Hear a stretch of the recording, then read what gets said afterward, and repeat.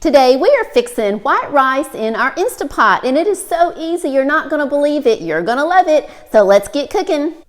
Here are the ingredients that we're going to use today for our Instapot white rice, and I will list these along with the directions in the description below the video. We're going to start with 1 cup of white rice, 1.5 cups of water, and then for seasoning we're going to use some Himalayan salt, some coarse ground black pepper, a little bit of butter, and then some fresh oregano. So I've poured the cup of rice in the bottom, and now we're just going to add our 1.5 cups of water, and then we're going to mix that around.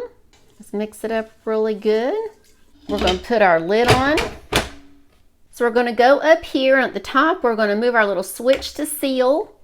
We're going to come down here and we're going to click on rice and grain.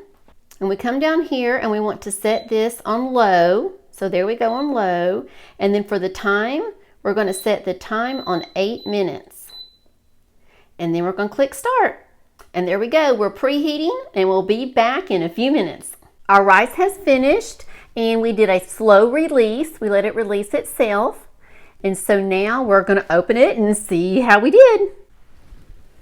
Well, our rice looks wonderful. And look, it is so nice and fluffy. While it is hot, I like to go ahead and put in our little butter amount. And after your butter has melted, go ahead and put just a little bit of your Himalayan salt in here.